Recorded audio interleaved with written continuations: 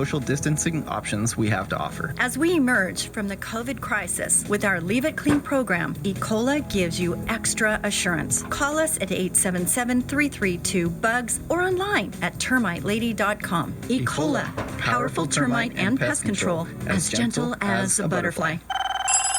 The Central Coast stops here for the latest news. The information station, AM 1440 and FM 106.3 KUHL. 7:32, thanks for tuning in to AM 1440 and FM 106.3.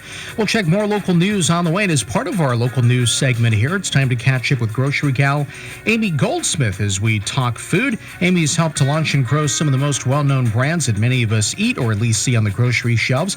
She's a food industry insider and lives her life as a food finder, looking for the best new products and trends. You can follow Amy and direct message her any questions through Facebook and also on Instagram at The Grocery Gal. And Amy, welcome back to the show.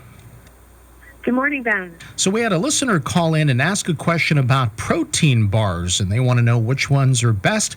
There are so many. In fact, I got one I'm going to be consuming here in just a minute. So what do we do with all these protein bars out there, Amy? That's so funny. Yes, Ben, this is my favorite topic. Seriously, I have worked on various nutrition bar brands throughout my career, so I can try to help here. So let's start with a bit of background. In 2019, there were about 10 billion with a B in sales of nutrition bars. And I call them nutrition bars because that includes what people call like protein bars or weight loss bars, weight gain bars, there are meal replacement bars, and there are other categories that falls under the nutrition bar category. And according to a survey by Mintel, the primary reasons adults are consuming bars are to snack and to satisfy hunger. There's a desire to replace junk food and to have a treat and to satisfy a sweet tooth. So there's also a really big, strong, like you mentioned, that convenience motivation, right? You just pull it out, chomp on it. So, but when you walk into a store and you want to buy a nutrition bar, it can be like staring at a 10-foot brick wall, but each brick is a different nutrition bar brand or flavor.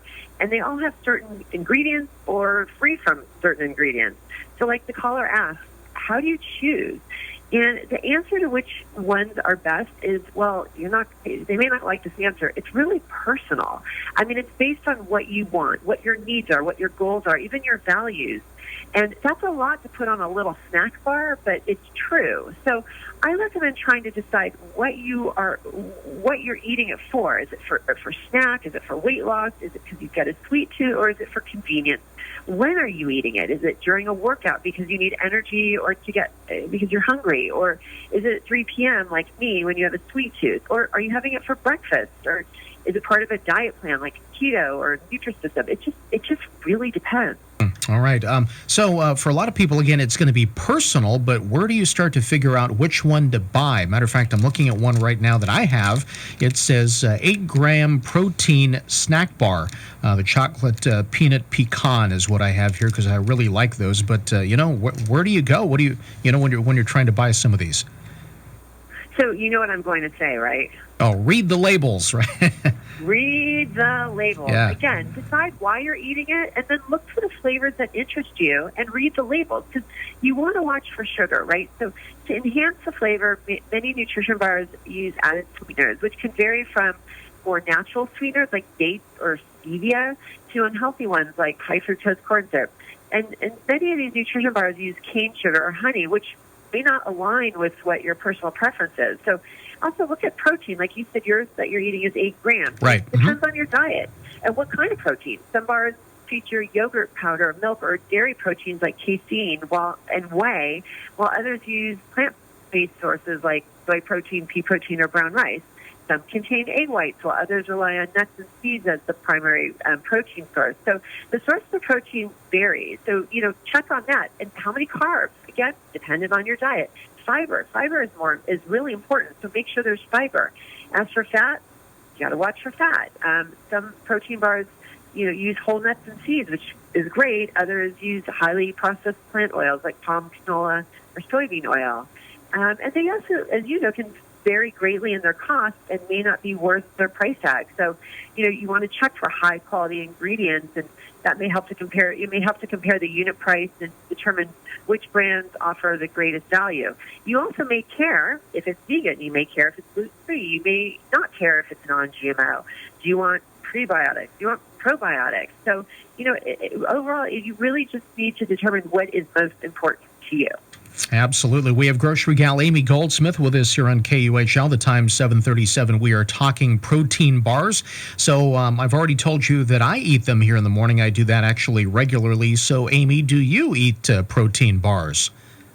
I do eat bars, and it really depends which bar for what reason. So, for example, when I was training for the breast cancer walk, I walked from Santa Barbara to Malibu, and then also during the walk, I was eating it for fuel, and I was eating it because I was hungry. So I needed something hearty with nuts and peanut butter and actually a lot of protein, maybe like a Quest bar or a Lara bar. I also like the Cliff bars that in the mint flavor. I found it really refreshing during the walk. But on an average day, if I get a sweet tooth, I may dig into one of the Kind bars. That's chocolate and nuts with sea salt in it. And to be honest, it's a glorified candy bar. I know that it is. And this is strictly sweet tooth satisfaction at 3 o'clock. But it also fills me up, and I'd rather eat something with, nuts and protein than just, a Snickers with caramel and other things in it, yeah. But overall, for me personally, I'm concerned about sugar. I'm concerned about carbs. I would like a bar with fiber and protein, and that really overall tastes good. And really, another rule of thumb is look for a short ingredient list. That'll primarily use whole foods, rather than highly processed ingredients. So you want to pay attention to that, and also minimal sugar added. All right, I'm looking at my protein bar here, and there's, maybe 3 or 4 lines of ingredients, so I might have to reconsider this. But, Amy, are there any trends in bars that we can watch for? Yeah, a trend to watch is the continued expansion of refrigerated nutrition bars, which is on the perimeter of the store. Mostly nutrition bars that we're talking about, traditionally are, in the center aisles. So these refrigerated bars really appeal to health-conscious consumers who want to, shop on the perimeter, like I mentioned. And the real benefit of these refrigerated bars is their fresh, vibrant taste. Also, wafer bars are also heating up, and it's adding a new texture to the bar category. And again, just the demand for real food ingredients in these bars, a clean label, and that continues to reshape the category. Also, there's savory bars that are not sweet. And, there's spicier bars. We could really discuss this forever, but I guess just keep in mind it is summer, so if you're throwing one into your beach bag, if there's chocolate in it, it might be a disaster. Oh, yeah. So just remember that. Definitely.